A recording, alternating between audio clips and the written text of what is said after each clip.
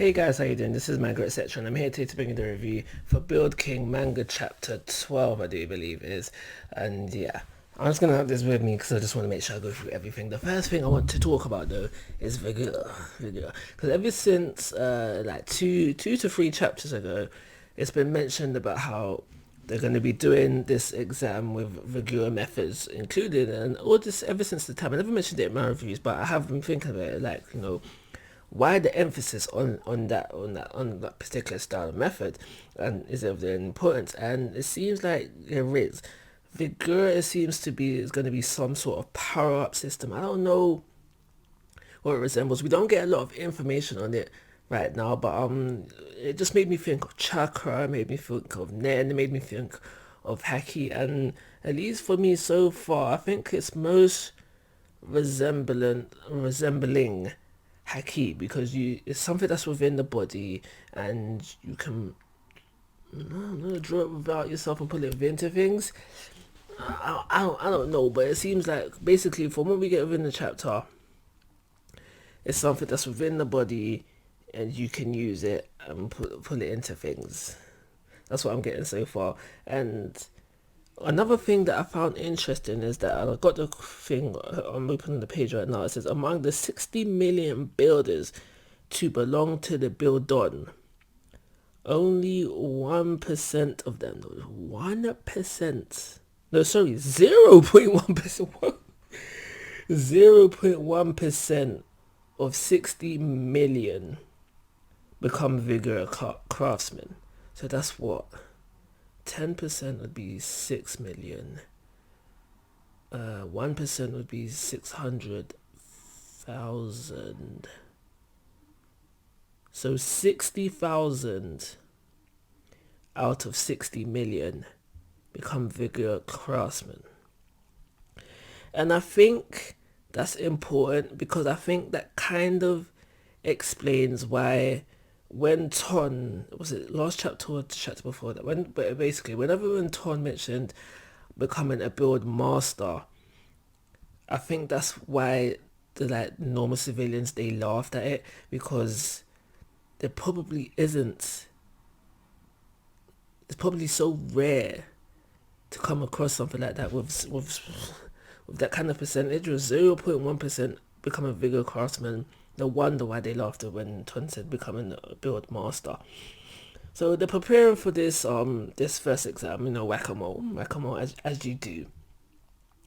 And they have to prep for the hammers. They have to prep by picking hammers.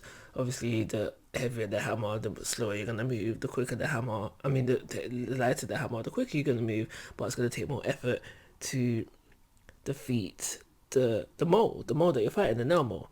So I was very interested in the hammers that people picked. Didn't get to see Renga's hammer. You didn't get to see the exact weight of that. But Ton goes for the heaviest hammers, 5 tons.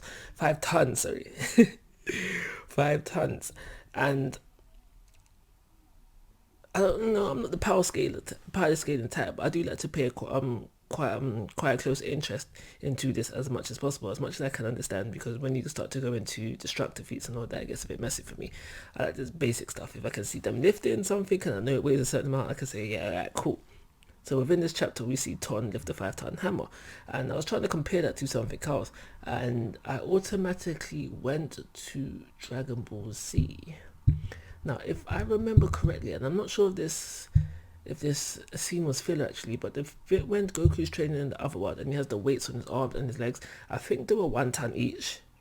And if that's the case, then Ton is comparable to Saiyans now. Boo Saga Saiyans, yeah.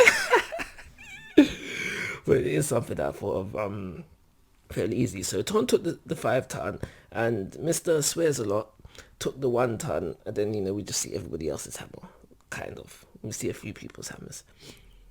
And so now the competition begins, and we get like a page, maybe 2. A page and a bit. I'm going to say a page and a bit of them struggling to hit the moles. We see some of the fodders. We see the fodder members struggling to hit the moles. They say, they're too fast. They're fighting back. All the stuff that we're warned of from the proctor and rightly so, because everybody's saying, "Oh my gosh, this exam is going to be hard. The proctor's being too hard, and is he trying to eliminate them all in the first round?" Right, so rightly so, but I feel like there should have been more emphasis on this because this exam was supposed to be so hard. I feel like this exam was hyped up more. Yeah, it was hyped up more than it needed to be because just based on this chapter, because we don't see a lot of struggling, it just seems like the hype to the exam was over excessive. So so I reckon we should have spent more time with it within this chapter, and then definitely not even have anybody clear the exam within this chapter, and then start to have that more in the next chapter. So, for example, to see the frauders struggling, the people that ain't gonna pass the exam, see them struggling more. See the people that do pass the exam, see them just like gauging the situation. All right, figuring out how am I gonna do this? Maybe one or two of them have a miss swing, like Ton or Rengar, main characters have a miss swing, and then next chapter have them all clear the exam with ease. I did say that it was a possibility that Ton could work this exam, and essentially he does. I'm just saying. So there's this bit with the 10 ed if ices. I don't know how to pronounce that word. But you know what I'm talking about. We see four of them, yeah? And they're talking about how the majority of the 97 people there were recommended by carpenters, and that there's four people there that, how did they get through? With their records, with their workings, whatever. But there's four people that weren't recommended. They worked their way to this point. And now one of the guys, one of the 10, the one with a mustache, he mentions that there's a high probability that they, and they's in bold, are hiding among these four. So I was thinking, wait a second, who are you talking about? Who is they? So this is where I think that it is possible we get our first villain introduction. I mentioned before, we ain't got no villains. We need some villains in this tish. So I think this is possible where we are going to get the our first villain introduction. And now I don't think it's a solo act, so I don't think it's just going to be one person. Ooh, I just had an idea. I just had have one person infiltrate. I don't think that is the case. I think at the very minimum, if it is these four, because I have other ideas. If it is these four, be a minimum of two infiltrating. But upon thinking about it even further, if you go back to what this guy said, there's a high probability that among these four, they have infiltrated. So that made me think this is just a fake out. This is just so we're concentrating on the four people that they mentioned, and that there is somebody else who infiltrated. But if then in saying that if it is someone else who infiltrated, then it's probably a solo act. And now that's where I just got the idea that I just had now, the brainstorm, that maybe there might be someone within the four, but there might be someone who's not within the four who's also working the scenes with this villain act. It's essentially is villain. It's probably is villain act, but yeah. So, because for right now, me personally, I'm not looking at none of these guys. I don't think none of these guys are shifty. The person who I think is shifty the most is the soother. It's always the innocent, quiet-looking, timid-looking ones that you got to worry about. And she fits the bill nicely. If anyone here is infiltrating, it's her. Trust me, it's her. So then we go back to the main exam, and like I said, it was just too easy, because right after the 10 FS is, yes, I said that speak, then we go back to people just cakewalking the exam. It's cakewalking it easier. So now we see, I think it's about 9. 5 to 5, I'm going to say 9. I think it was 9. Because you got the 4 people, and then you got some others. Cakewalk the exam. But the person who cakewalks the exam the most is Ton. and he breaks the stage within the process. One thing, and that's the end of the chapter. Todd mentions, this is easy. The house eaters were more of a struggle for them than the moles. So clearly, the island that Torn and Bengar grew up on prepared them for this exam more than I initially thought that it was going to be the case. I thought the island. I did think it was preparing both of them, but yeah, and let me just leave it at that. It was preparing them more than I initially thought that was the case. So just before I end off this review, I do want to go back to Vigor.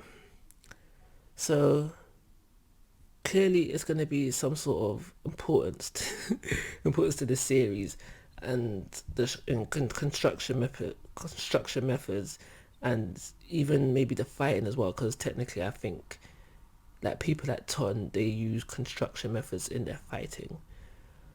Basically what I'm getting at here is that clearly Ton and Rengar, they have this, they use this. This is what I think they're doing when they use the Vigor hammer, and for Rengar the Vigor, was it a sword? I think they're using Vigor when they use these things, maybe unknowingly. Definitely for Ton, I'd say unknowingly, but they definitely do have it. But one thing I was thinking about was Cork. Is that her name? I think that's her name. It was Cork, because she wants to be. What does she want to be? What's the correct term? I think designer. And I was just thinking, okay, why not with Vigor methods as well? And that could be because maybe to even take this exam, you need to have had awakened your Vigor. If it is something that you can awaken, maybe it's not something that everybody can do, and maybe that's why she's not doing it. But it is something that I thought of. I'm on the lines of thinking that it's possibly something you can awaken, but it doesn't awaken with everyone. Wait, let me go back.